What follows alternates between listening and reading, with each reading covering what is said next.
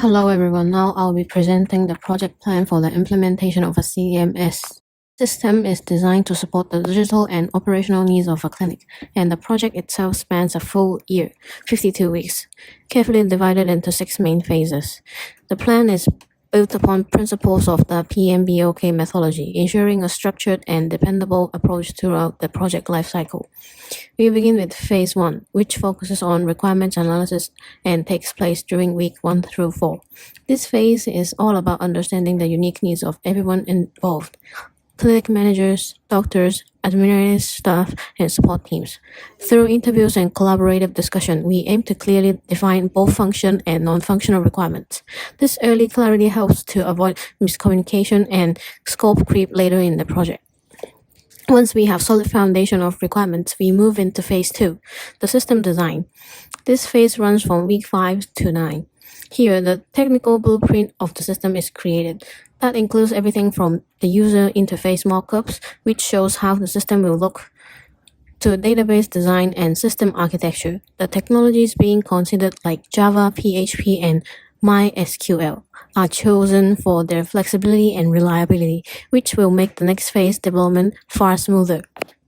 Phase 3, development, spans the longest period, week 10 to 30. During this time, the actual building of the CMS takes place using agile methodologies.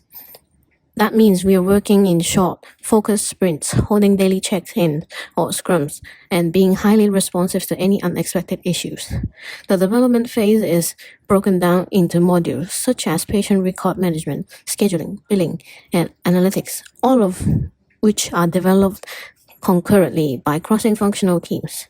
This propelled development approach allows us to make efficient progress while ensuring quality across different parts of the system. After development, we enter Phase 4, testing, which occurs from week 31 to week 32. This is a crucial stage that ensures the system works as expected.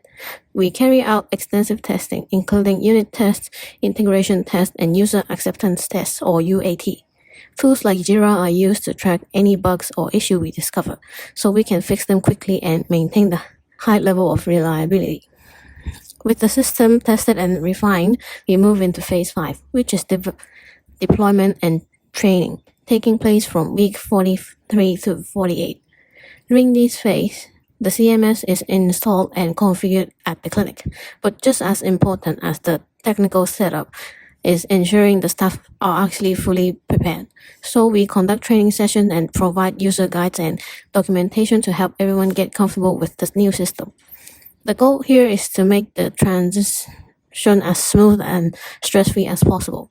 Finally, we reach Phase 6, final documentation and handover. This happens in the last 4 weeks, from week 49 to 52. At this point, we compile all the necessary documentation, technical manuals, user guides, and system specs to ensure the clinic can maintain and support the system effectively going forward. Once everything is delivered, we formally hand over the project, making its completion. Throughout the entire project, we will be using tools like Microsoft Project to track progress and resources.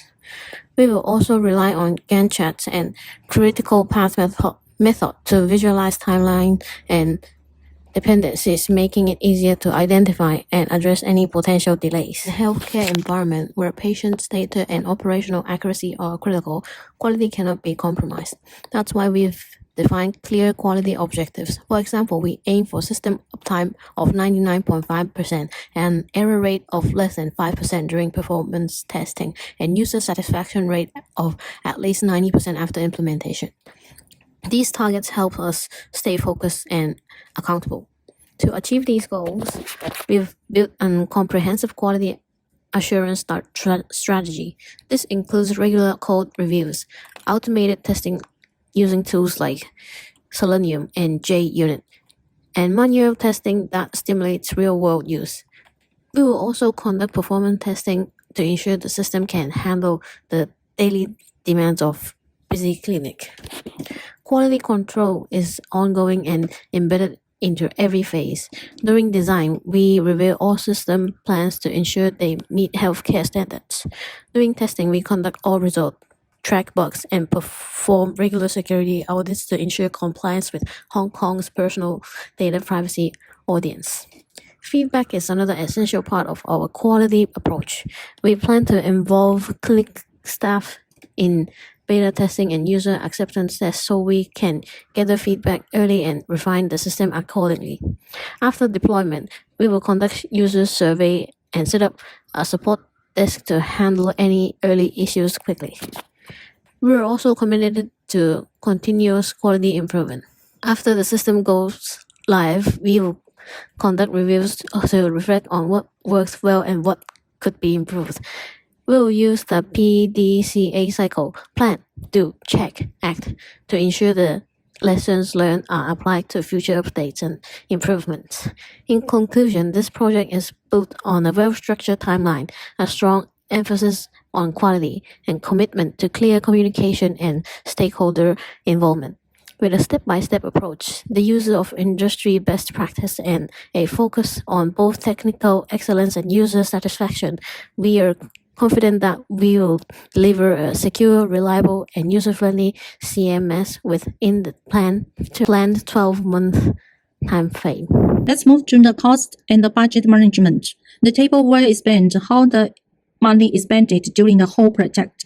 With the total investment of 1 million Hong Kong dollars, cost management is crucial for the project success. Personnel costs occupied 50% because developers, testers, and trainers play key roles. Software, tools, materials, and infrastructure costs ensure the computing and storage needs of project development. Training costs also a part of the expansion, which makes sure employees' acceptance and proficiency in using the new system and making the system landing smoothly. 10% of contingency reserved for unexpected project situation. We use EVM monthly budget reviews and annual priority to control costs, ensure the smooth progress of the project. And we will calculate the investment return. So investment return evaluation always an important topic. Regarding ROI for every Hong Kong dollars invested, a net return of 2.25 Hong Kong dollars is expected within 5 years, demonstrating outstanding economic returns and significant economic benefits from the clinic. Which comes to NPV, the result is 10,814 and 157, which is positive. This means that the consideration of the time value of the money expected economic value brought by the project exceeds the initial investment. Both ROI and NPV prove the project's investment decision and its high investment value. So from the calculation, which brings us an economic perspective, the project is worth to promoting and feasible to carry out. Yes, let's go to my part. I will go through 3 key components of our project management approach: the work breakdown structure, the Gantt chart, and the critical path analysis to ensure delivery of fully functional CMS on time and within scope. And first of all, we'll talk about the work breakdown structure. It is well demonstrated roadmap breaking the project into manageable tasks to ensure nothing is overlooked. At the top, we have CMS development, which branches into 7 main phases, including project initiation, requirements analysis, system design, development, testing, deployment, and the training and support. Each phase is further divided into specific tasks. For example, under development, we have modules like patient records, appointment schedule, billing, and analytics. The hierarchy structure created using tools like those charts keeps our team focused and ensure comprehensive coverage of all deliverables. And let's move on to Gantt chart that reflects the project schedule using, and it maps out our 12-month timeline showing when each phase starts, ends, and overlaps. For instance, requirements analysis runs from week 1 to 10, followed by system design from week 5 to 9. Development, our longest phase, about 20 weeks from week 10 to 30, with tasks like billing and analytics running concurrently to optimize time. Testing follows from week 30 to 42, and we wrap up with deployment training and the final fan hour by week 52. Notice how tasks overlap strategically to keep us on track. We are using Microsoft Project to monitor progress and address any delays earlier. And then we're going to talk about the CPA critical pause analysis. The critical pause identifies the longest sequence of tasks that determine our project's minimum duration. Here, tasks A through G covering requirements analysis to final handover form the critical pause, totaling 53 weeks or roughly 12 months.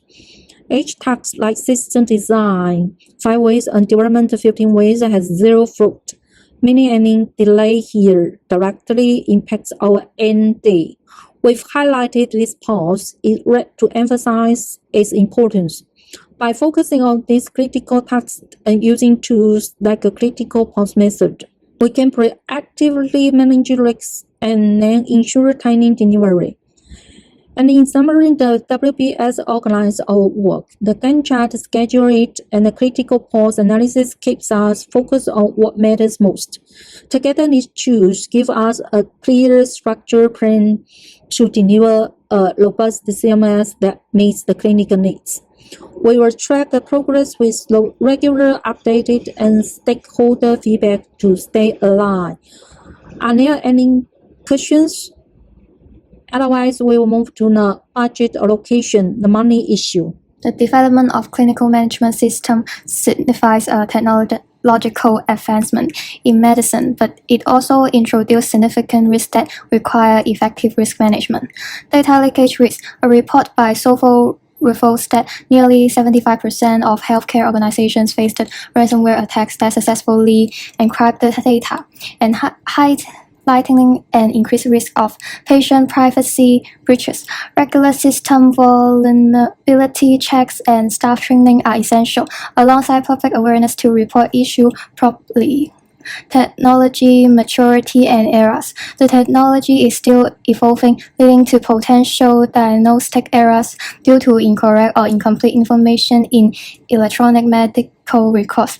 Variability in patient data and user entry errors can cause discrepancies, compromising patient health and trust in healthcare service. Implementing validation mechanisms and regular data updates is crucial to minimize these errors. In conclusion, while CMS can enhance hospital operation and patient care, they also present risks of cyber attacks and data inaccuracies. Visibility of scope. The system should be tailored for private clinicals in Hong Kong, focusing on electronic medical records for appointment management and billing.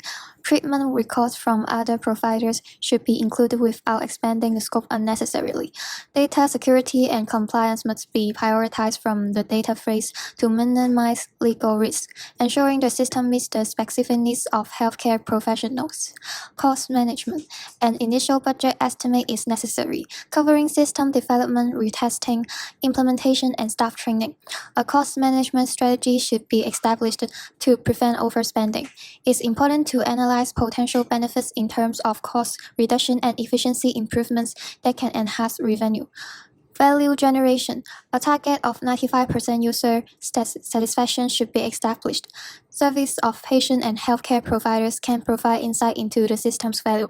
Key performance indicator (KPIs) like appointment wait times, patient throughput, and billing accuracy should be defined and monitored against industry benchmarks.